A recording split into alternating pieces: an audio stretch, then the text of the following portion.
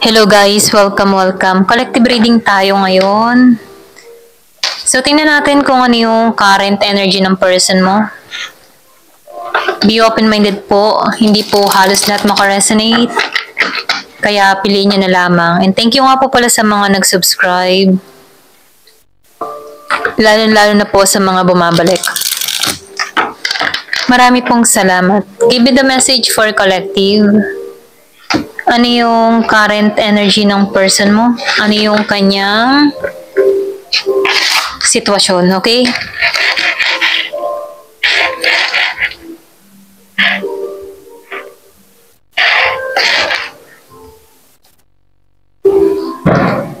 Yung iba sa inyo na nakikitaan ko dito, pinagtulakan ka ng tao na to. Na kung saan ikaw mismo yung lumayo. Ito lang nakikita ko, no? So, nakikitaan ko rin dito, may takot itong tao mo. Yung bang tipo na hindi niya naiisip kung ano yung kahihinat na ng ginawa niya sa'yo? Yung impact ba? Or yung balik ba sa'yo? Okay? Nakikita ko kasi dito, pinagtulakan ka nito. Okay? Gumawa siya ng isang hakbang na kung saan nagkaroon ng pasakit sa'yo. Okay? Ito rin nakikita ko dito, no?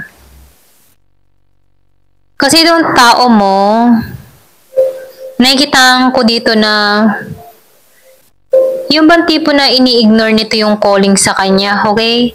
Pwede rin sabihin, hinihikayat na tong tao mo dito na makipag-ayos sa'yo.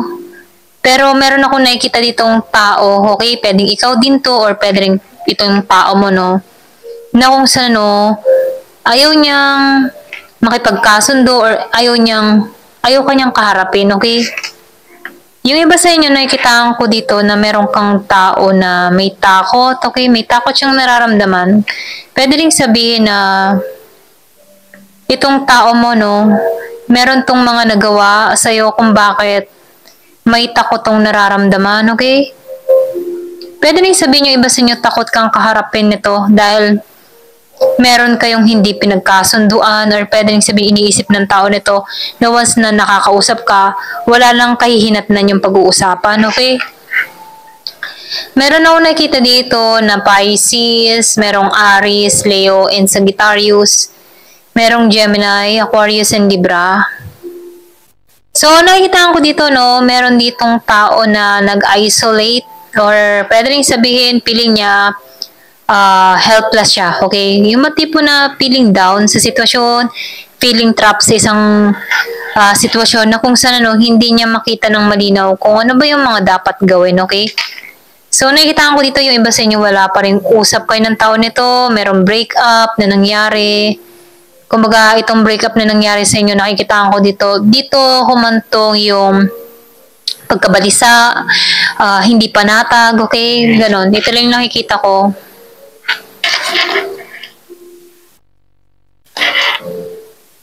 So, nakikita ko dito, no, yung iba sa inyo, nakikita ko dito na meron kang tao dito na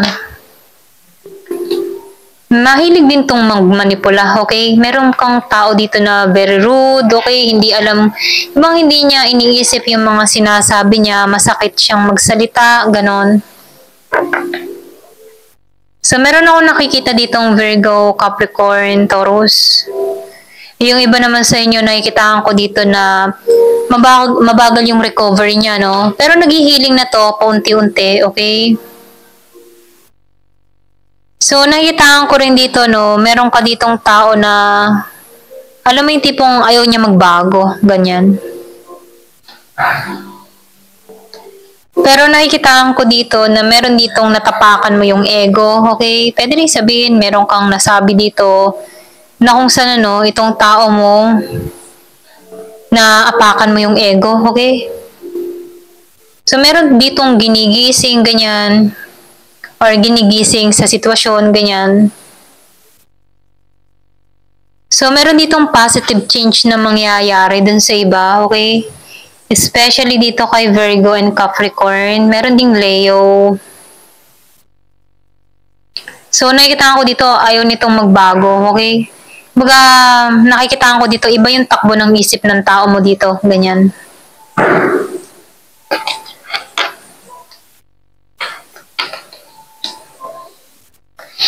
So, nakikita ko dito, kaya medyo delay, okay? Yung nangyayari. Kasi itong tao mo, ayaw nito magbago, ano, pagdating sa'yo. Pwede rin sabihin na iba yung iniisip ng tao nito sa'yo, negative, ganyan. Kumbaga nakikitaan ko dito na nawala to, okay? Yung ba tipo na hindi niya alam kung paano magpapasya, ganyan. Lack of control, nag-aalinlangan. Pagdating sa'yo, halimbawa, pag itong tao na kapag naiisip ka, no, may pag-aalinlangan siya, ganon. Kumbaga, wala siyang lakas ng loob na humarap sa'yo. Yung iba sa inyo, no, especially dito kay Sagittarius. Pero ganun pa man, nakikitaan ko dito na itong tao mo, no, yung man tipong kung makikipaglaro ka sa kanya, willing siya, okay? Kumbaga, kung laro ang gusto mo, laro din siya. Ganun.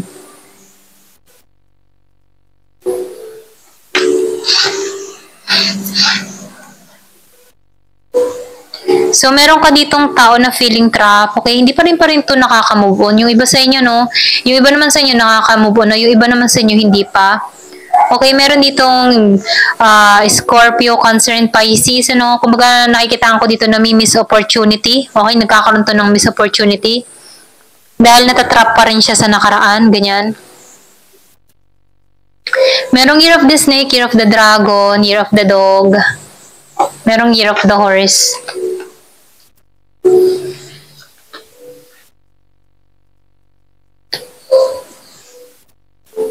So, nakikitaan ko dito yung sitwasyon ng tao mo. Feeling dipit siya dito, no? Kumbaga, nakikitaan ko dito na yung bang tipo na wala na kayong communication, meron ditong kinat yung connection or pwede rin sabihin nag-disconnect, ganyan. So, hindi to naging balance nung nawala ka, okay? Alam niyo may mga kasalanan siya dito, pero natapakan mo din yung pride ng tao nito, okay? Kumbaga siya yung tipo ng tao kahit may mga kasalanan, hindi niya inaamin, ganyan. So, inabuso ka nito, ito lang nakikita ko, yung iba sa inyo, inabuso ka ng tao nito.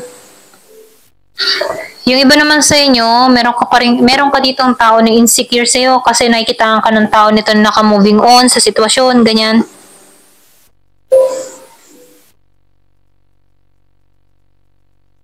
So, nakikitaan ko rin dito na yung lamat nandun pa rin, okay? Kumbaga, hindi pa rin to, yung iba sa inyo, no, especially kay Scorpio, meron ding Virgo, Capricorn.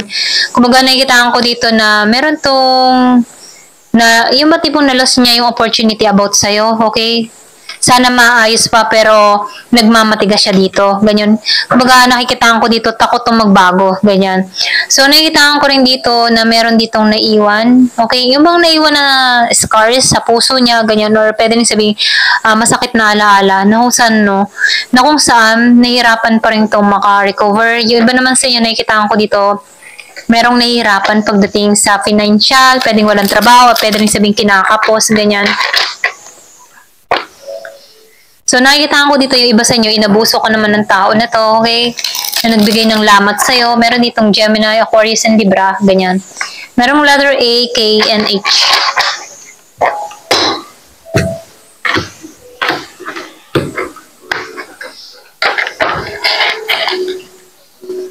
Soulmate. Soulmate mo tong tao na to, ito lang nakikita ko. Pero nakikitaan ko dito, no? Ramdam ng tao mo or pwede rin ramdam mo na soulmate mo to, okay? Kaya lang, nakikitaan ko dito, pareho kayo ng sitwasyon, okay? Pwedeng pareho kayo ng pag-uugali kaya hindi kayo nagkakasundo, okay? Kumbaga, mataas ka, mataas din siya. So, wala ditong balance, ano? Pero nakikitaan ko dito na nag-start kayo sa pagiging magkaibigan bago naging romantic, ano? So, na-feel ko rin dito, meron ditong gusto na makausap ka, yung iba sa inyo, no? Kumbaga, gusto nito ulit makikonnect sa'yo, okay? Yung iba, no? So, meron ditong gustong makipagkasundo. Ayan. Or pwede rin ikaw ngayon nagmamatigas dito, okay? Pero nakikitaan ko dito, meron ditong gustong makipagkasundo. So, gusto na nito maging totoo sa'yo. Ito rin yung nakikita ko, no? Kasi before, hindi siya nagiging totoo. Parang, nakikitaan ko dito na hindi siya makapanindigan sa'yo or pwede rin sabihin na meron ditong conflict or misunderstanding na nangyari sa inyo. Pero ngayon, itong tao mo gusto makapagkasundo, gusto nito na mag-offer sa'yo ng panibago, yung totoo na, ganyan. Kasi itong tao mo dito, feeling sad, broken, and feeling alone. Pwede ngayong Pasko, feeling alone siya, wala siyang kadamay, wala siyang kasama, mga ganyan, ano. So, nakikitaan ko rin dito, no, tinapon ka ng tao neto. Or pwede rin merong sinayang dito, okay? So, nakikitaan ko dito, yung iba sa inyo, no, meron kang tao dito na pwedeng may problema sa pera doon sa iba, okay? So, meron ditong divorce na nangyari or hiwalayan. Final decision, nag-divorce na kayo or nag-break up na kayo, okay? Kaya lang, nakikitaan ko dito, magkaiba kayo eh, ganyan. Yung iba naman sa inyo, nakikitaan ko dito, gusto nitong bumawi, okay? Yung iba naman sa inyo, nag-final na. Pwedeng ikaw yung nag-final dito na ayaw mo na, pero itong tao mo, ito, nung umayaw ka na, ikaw ay gustong-gusto na niya, ganyan. So, meron ditong sign. Kung nakikita mo yung 11-11, 2-2-2, and 3-3-3, okay? So, meron ditong synchronicities, okay? Pwede rin sabihin meron ditong sign na ipinagkakalob sa'yo, or pwede rin sabihin meron ditong sinyales na nagbabago na yung tao mo, okay? Or pwede rin naaalala ka niya. So, meron ditong paggising, ano, pwedeng yung iba sa inyo ginigising dito, meron ditong spiritual awakening, or pwede rin sabihin ginigising ng dalawang panig, okay? Pwede rin sinasabi magkasundo na kayo, okay? So, pero ganun pa man, nasa iyo pa rin yung decision, ano? Maliban na lang kung nakakita ka ng 11-11, 2-2-2, or 3-3-3. So, meron ditong paggising, or pwede rin sabihin ginigising na to sa spiritual, okay? Ito lang yung nakikita ko. Ayan, thank you for watching. Love and peace.